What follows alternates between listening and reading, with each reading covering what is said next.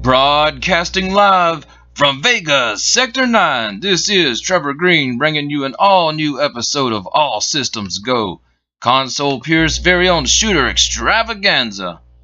This week we're going to be taking a look at Grindstormer for the mighty Sega Genesis. Brought home to you by Tengen in 1994, originally an arcade release from Toa Plan. So let's dive right into this. This is my first time actually playing this on the Sega Genesis. Played the arcade a little bit. Off the bat, classic Toa Plan sound, classic Toa Plan looks and gameplay. Let's play around. So it seems you have two arms you can open and close like the arcade to power up your shot or get a spread shot. This is the first time I've played this. It's really hard to find a copy of this still working. Watch out. Seems the boards have a solder problem. But I finally found a good deal on eBay for it, if you can believe that. Grab us a power up. Guys, Toa Plan is probably my favorite publisher of all time. I mean, they created Truxton. What's better than Truxton? Also Flying Shark, Tiger Heli, Batsugan. In fact, this is one of their last releases before they went out of business officially. Batsugan was the last game they made, but 5.5 or 5V or Grindstormer, whatever you're going to call this game, is one of the last. I can't promise how good I'll do. Got like a mid-boss here. Back shot. We'll bomb him.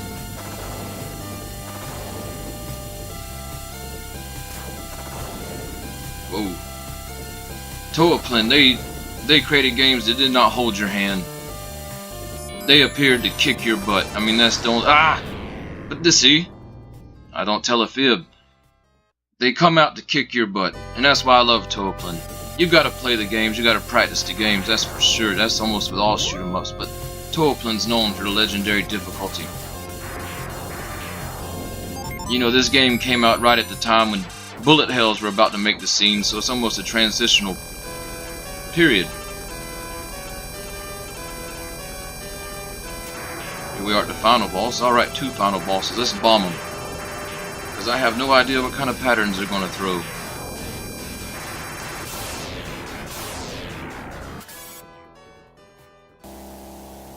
The game, so far, doesn't hold up anywhere near to the arcade standards, but it's a Toa Plan shooter on the Genesis and it's fun. So far. I have no complaints so far of the artwork or the sounds. The sounds are a little bit harsh. They got a metallic sound, but that's normal on the Genesis.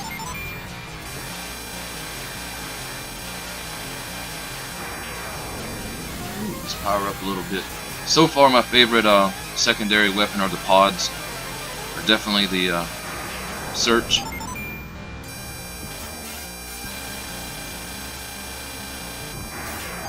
Of course, you can collect bombs and power-ups that seem throughout the stage. Not a whole lot going on in the backgrounds and things, but nothing to complain about either. Hello. Floating Islands of Death!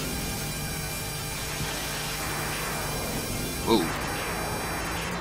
Let's blow our way out of there.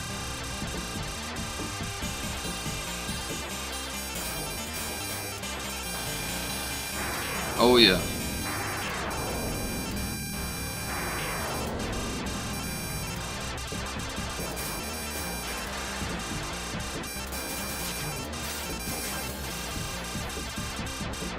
It's always fun to crank up a new shooter because you don't know what they're going to serve up next. But we got another big boss here. Whoa. That's the difficulty of recording while playing and doing live broadcast. It's very hard for me to talk and concentrate on a game, but I get to show you something awesome anyway, so what's better than that?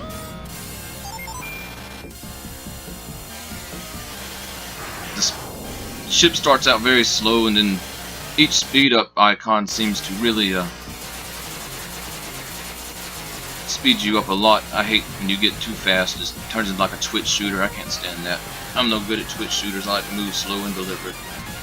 Let's see what happens. Whoa! Okay, those things turn and aim at you. Well, let's put another credit in here. Let me figure out.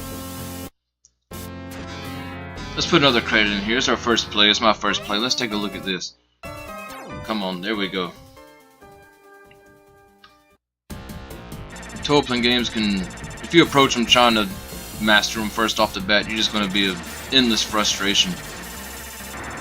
Okay, so those turrets or towers, they aim. Ah! Pay attention.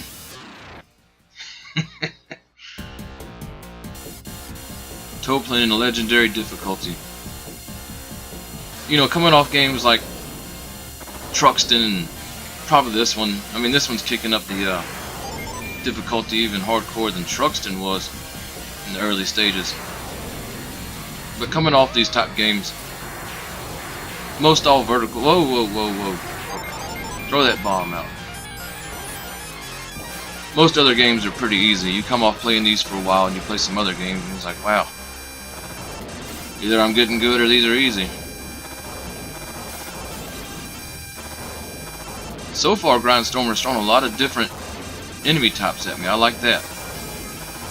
One of my big complaints about the early generations of shooters, which I guess this is really out the golden era, 1994, but a lot of shooters have generic enemies and they just use them over and over and over, no variations. But hey, Grindstormer seems to be throwing out a lot early.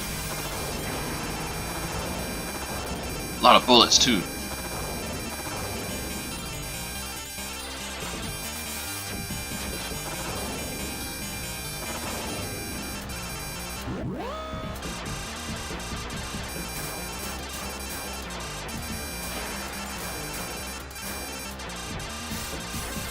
And the backgrounds, like I said, they're not very well detailed in their artistic presentation, but they are varied. Better than Strike Gunner STG we saw last week. The scoring seems to be hit-based instead of destruction-based. Come up on the second boss here. A lot of different kind of bullets they throw at you too. Lasers, chunky bullets, different things.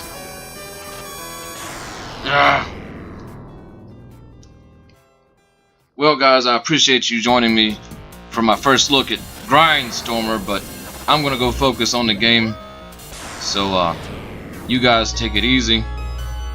I'll see you guys next week on All Systems Go.